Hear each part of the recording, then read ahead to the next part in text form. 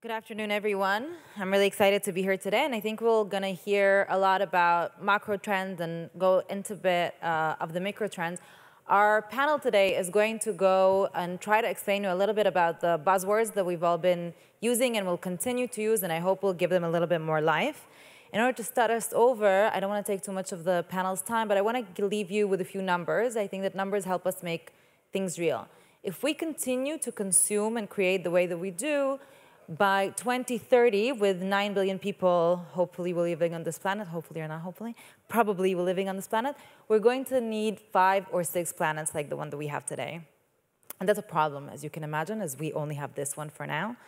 And agro-food tech is really helping us usher in a revolution, a market revolution, of trying to understand how we create better, consume better on the things that are in our basic needs.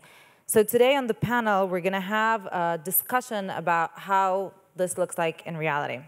I'm really excited to be here with Eti Levy, Guy Franklin, Lior Shalev, Simcha Shor, and Omer Zavidi. They're all going to introduce themselves because they're going to do it in a much better way than me. Then we'll do a round of questions, and I hope we'll have time for a quick call to action for all of us so that we can leave with an actionable item. Lior, we'll start with you. Sure, no problem. So Leo, I'm 43, got 3 kids. They're the main driver to everything I do in the past 10 years, basically. I think we should all think about our kids once we wake up in the morning and come to our job and think what we're making the world or changing the world for a better way. Let others. Good morning. Pleasure and honor to be here today. I was born in the States, and my parents made Aliyah when I was very young.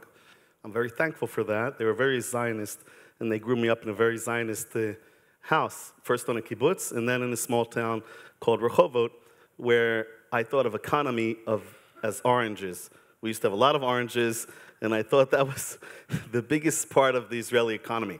That's how I grew up. Later, when I joined the service, I understood I needed to be there for a bit, and I spent more than almost 25 years in the service doing tremendous defense challenges, and privileged to learn a lot of technology, a lot about people, and a lot about agriculture. I walked the country from north to south many times. It's a lot of agriculture. And when I retired 5 years ago, I chose to go on a new journey to bring those two passions together, the technology and agriculture. And that's what I've been doing for the last 5 years, but in the north of Israel. So instead of going to the Silicon Valley, I've taken our company to the northern border, all the way to Kibbutz Yaron, just a few meters from the border.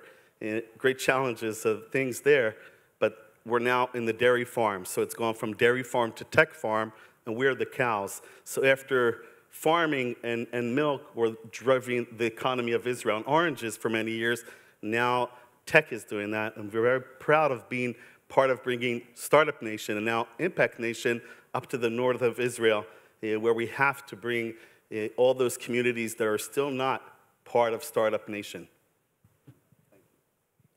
Hi, good morning, and really privileged to be here. I'm Eti Levy.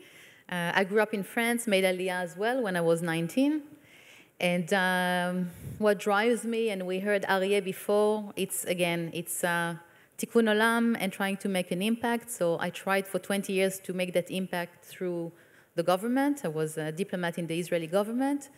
And today I'm trying to do it through investment. I'm managing a newly established fund called Kinneret Impact Ventures, also based in the north of Israel, investing in early stage startup in agri-tech, food and climate, and really with a drive to use technology to create an impact at scale and being very conscious of the planet, and that's through the climate investment. Hi, everyone. I'm Omer, the CEO and co-founder of BeHero. I live in the northern of California. In short, what we do is basically saving the bees. To give some more context, as some of you might know, when we think of bees, we think of honey. But bees are practically responsible for pollinating billions of plants, including millions of agricultural crops, and they are dying. At BeHero, we develop low-cost IoT sensors that goes inside beehives, and by measuring different parameters from inside the colonies, we can actually early detect and predict things that will cause the colony to collapse, helping both beekeepers and farmers to pollinate with precision. Thank you. Hi. Hi, good morning, everyone. My name is Guy Franklin. I'm the founder and CEO of Israel Mapped in New York. It's a platform. I'm based in New York for the last 10 years, and the platform I built is mapping the Israeli tech ecosystem in New York with over 400 Israeli startups only in Manhattan. And last year, I launched a vehicle, an investment arm, investing in startups. I'm looking to invest in companies that is doing good. And this venture arm is investing alongside top VCs in Series A and B. And we see, and that's part of why we are here today and this amazing conference, we see a huge shift from fintech and cyber, that's what we used to see in New York City. In the last year, many companies in food tech, climate tech, agri-tech, all these verticals and sub-verticals. And that's what I will discuss in a minute, how the shift in New York and the investors in New York and what they are looking for. So privileged to be here. Thank you so much. We're going to start with Eti. I want to hear from your global experience. How would you position Israel today within the climate tech and agro-food tech space, both in the global south and the global north? Sure. So, as I mentioned, I was with the Israeli government for 20 years and lived in many different countries, Australia, Thailand, and Europe. And today we can see the leadership of Israel in those areas of agri-tech, food tech, and climate. Israel has been known for many years for its leadership in water, if it's desalination, water treatment, or drip irrigation. But today we're also more and more known for our abilities in agri-tech and in climate technology. And there's actually a call for action to the Israeli ecosystem to be more involved in climate technology. You know, Simcha mentioned his past experience, and what we see in Israel is this wealth of experience in technology coming from the military service, coming from the ability to manage huge amounts of data using vision technology and AI, and those skills are now translated into agriculture and into climate technology. So we have an amazing edge on other ecosystems in terms of our entrepreneurs. They come with a wealth of experience, but they also come with a drive. And most of the entrepreneurs in those areas, they come with a drive to create a global impact. So we see it, we feel it, and the global markets are feeling it as well. We see lots of investment going into those areas, growing investment, not enough, really, really far from being enough, but we see a shift now into more investment going into that sectors. And in the different geographies, Israel is really, known for those areas. I think that agri-tech is now growing in terms of, not just drip irrigation, but much more technologies around farm management, around robotics. We didn't mention, but we have in Israel about 650 companies in the area of agri-tech, about 150 of them in area of automation and robotics, which is a crucial need globally. There's not enough workforce for that space. And about 100 companies in farm management, sensors, traceability, and so on. Again, areas that we have lots of capabilities coming from the military service. And those areas are crucial for the future of agri-tech and climate technology. We are very short on time. I could speak about that for hours, but... Thank you. Guy, I want you to take us into one part of the global north, the US. It's a huge investment market. Can you tell us a little bit about the trends that you're seeing coming from investors? What are they looking for when they're looking at the Israeli market for climate tech and agro-food tech? Yeah, so first I will say that, in 2020, there were $3.3 billion investments in agri-tech, and in 2021, a huge jump to $5 billion.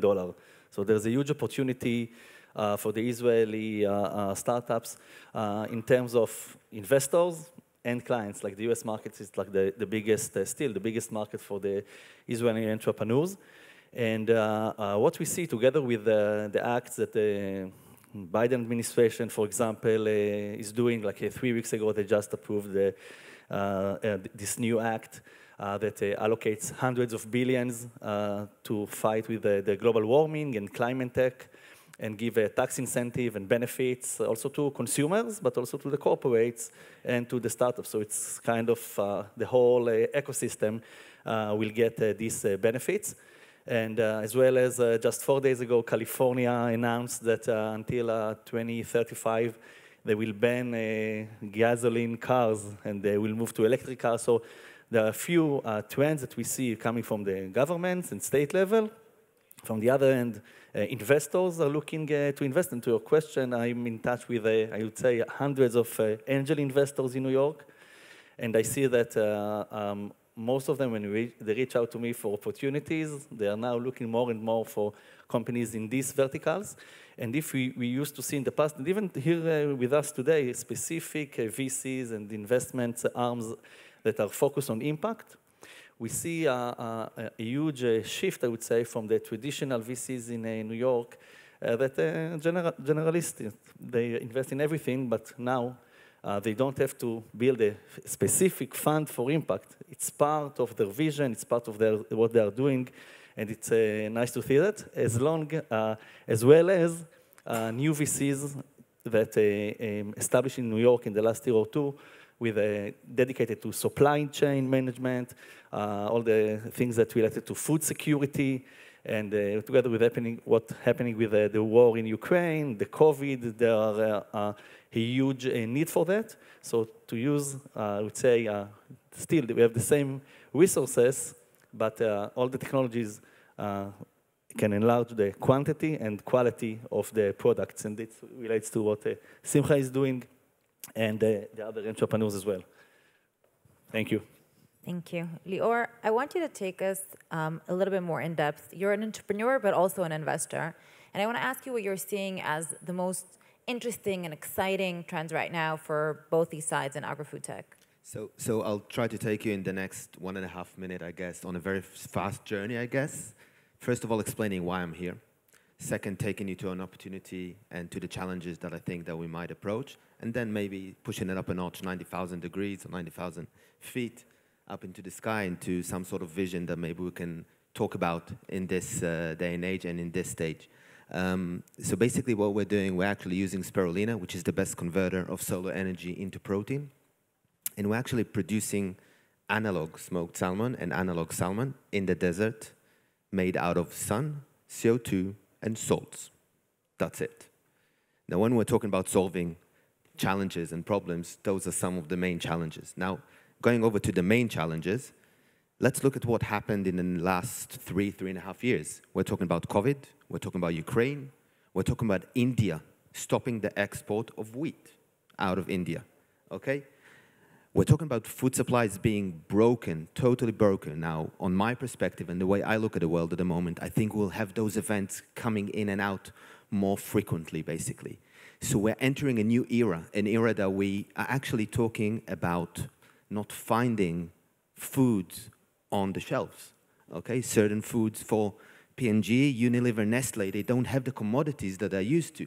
Now, that's a totally different era. That's one challenge. Second challenge, climate change. Guys, they were talking before about Swiss gardens, watering, not watering, etc. This is part of the story. We ruined the ecosystem. We ruined the world, basically, in a very, very harmful way. You can look at Amazons and talk about soy. You know, we're ruining the rainforest in order to grow soy.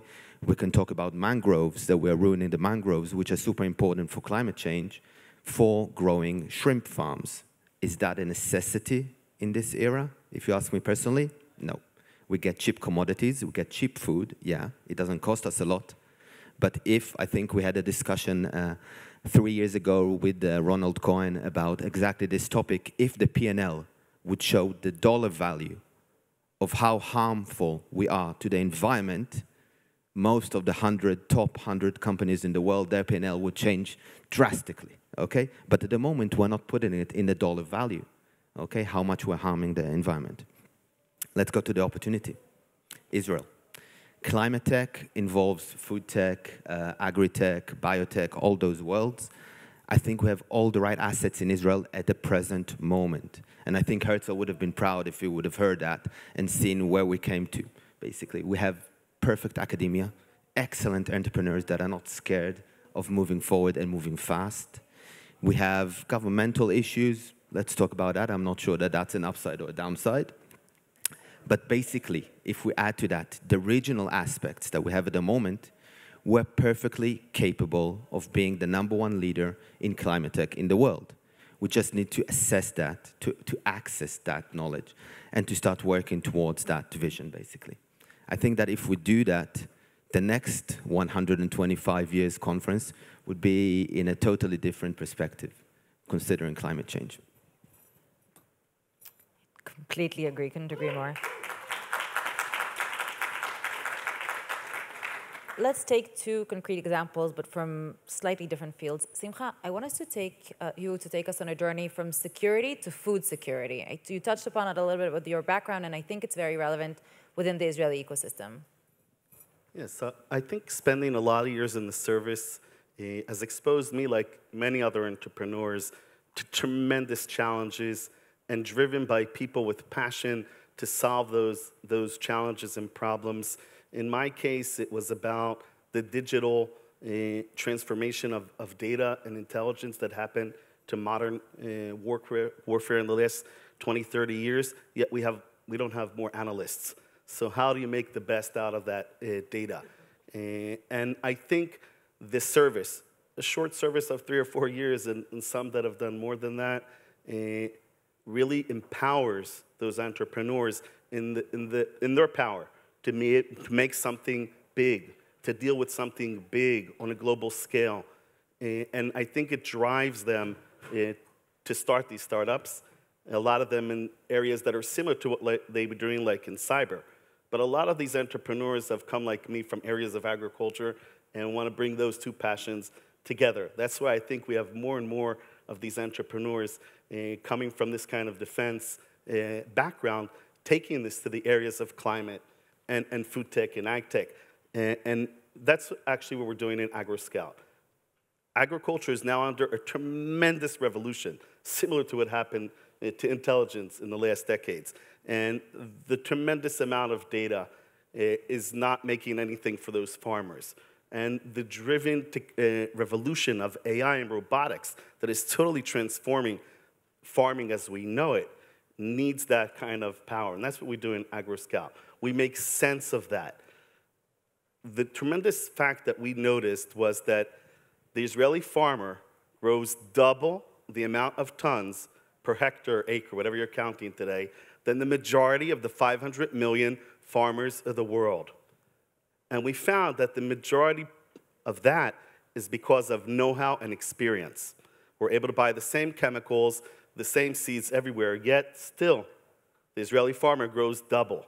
Imagine if we could help those farmers grow a bit more, not even double, but a bit more, well, that will do to global food security. And that is our journey, to bring that finest agronomy, that finest farming. And we have tremendous farming in Israel and tremendous experience that is passionate by people around the world love Israel for that pillar of agriculture as well as technology. And we bring them together, but in a way that's accessible for anyone, anywhere, anytime. So I'm not going to do anything, we don't do anything that's only relevant for North America. Everything that we do and build in our company is meant to reach that iPhone or phone that is the only common denominator for most of those 500 million farmers of the world to truly, we talk about Tikkun Olam. So AgroScout is for profit, and we work with some of the largest agro-businesses and processors in the world. But we aim to reach all of those farmers. We already work in dozens of countries around the world, and we already see how we help that small women operation of cacao in the Ivory Coast, or farmers across Latin America, just from bringing them that know-how to their palm of their hand. Fascinating. We're going to take a different angle to the agri-food tech and talk about one of the hottest topics currently discussed in the world today, which is bees. And Omer, I want you to talk with us a little bit about what you do, but also what is the next frontier? Because you're really at the forefront of agri-food tech today. Yeah, so I think that we see a lot of innovation in the farming and the food tech areas, and some of the things that we hear from those customers and the people that we work with is that there's a combination of a lot of independent solutions.